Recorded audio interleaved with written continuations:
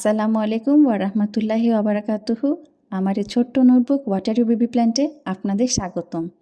আশা করি আমরা সবাই আল্লাহর অশেষ মেহেরবানিতে ভালো আছি। বর্তমানে মোবাইল ফোন আমাদের জীবনের একটি অবিচ্ছেদ্য অংশ হয়ে উঠেছে। তবে গর্ভাবস্থায় এটি ব্যবহারের কিছু ক্ষতিকর প্রভাবও থাকতে পারে। গর্ভাবস্থায় মা এবং শিশু স্বাস্থ্য সম্পর্কিত কিছু গবেষণা এবং বিজ্ঞানী মন্তব্য অনুসারে মোবাইল ফোন ব্যবহারের কিছু নেতিবাচক প্রভাব রয়েছে। আজ তা নিয়ে কথা বলবো। রেডিয়েশন বা তেজস্ক্রিয়তা। মোবাইল ফোনের মাধ্যমে রেডিয়েশন বের হয়, যা অপারেটিং ফ্রিকোয়েন্সি নামে পরিচিত।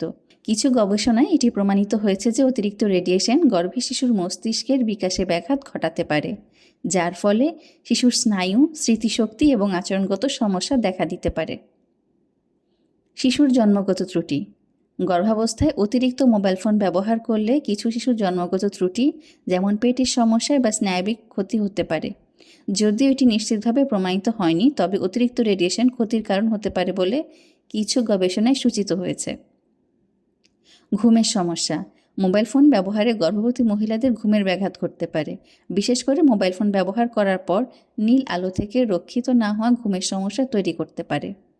এ ধরনের ঘুমের অভাব গর্ভাবস্থায় শিশুর শারীরিক ও মানসিক বিকাশে সমস্যার সৃষ্টি করতে পারে। মনোযোগের অভাব ও উদ্বেগ। মোবাইল ফোনের মাধ্যমে অতিরিক্ত সময় কাটানো গর্ভবতী মায়ের মনোযোগের অভাব এবং উদ্বেগ সৃষ্টি করতে পারে। গবেষণায় দেখা গেছে যে অতিরিক্ত প্রযুক্তি ব্যবহার মানুষের মনের চাপ, দুশ্চিন্তা এবং উদ্বেগ বাড়িয়ে দেয়। গর্ভাবস্থায় এই উদ্বেগ শিশুর বিকাশে বিরূপ প্রভাব ফেলতে পারে। প্রথম বা দ্বিতীয় ত্রৈমাসিকের সময়। গর্ভাবস্থায় প্রথম 3 মাস খুবই গুরুত্বপূর্ণ সময়। এই সময় শিশুর অঙ্গপ্রত্যঙ্গের বিকাশ ঘটে এবং মা যদি এই সময়ে মোবাইল ফোন ব্যবহারে অতিরিক্ত রেডিয়েশন পান, তাহলে এটি শিশুর স্নায়ুতন্ত্র, অঙ্গপ্রত্যঙ্গের ক্ষতি করতে পারে।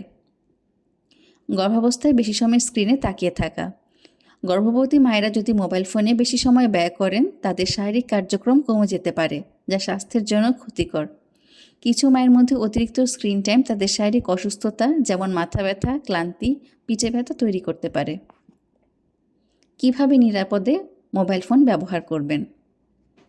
মোবাইল ফোন কম ব্যবহার করুন। গর্ভাবস্থায় মা এবং শিশুর জন্য মোবাইল ফোনের ব্যবহার সীমিত রাখুন। স্পিকার মোড ব্যবহার করুন। ফোনের সাথে সরাসরি যোগাযোগের পরিবর্তে স্পিকার মোডে কথা বলতে পারেন বা হেডফোন ব্যবহার করতে পারেন।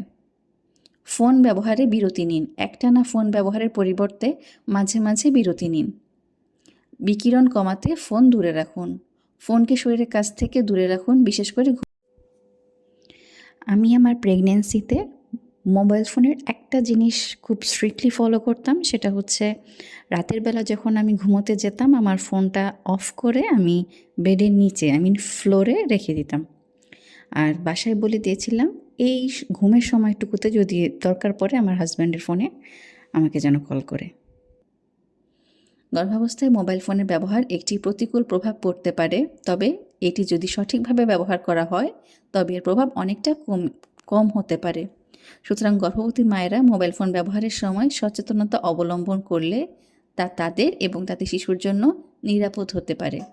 সবাই নিজের স্বাস্থ্যের যত্ন নেবেন, শিশুদের যত্ন নেবেন। আসসালামু আলাইকুম ওয়া রাহমাতুল্লাহি ওয়া বারাকাতুহু।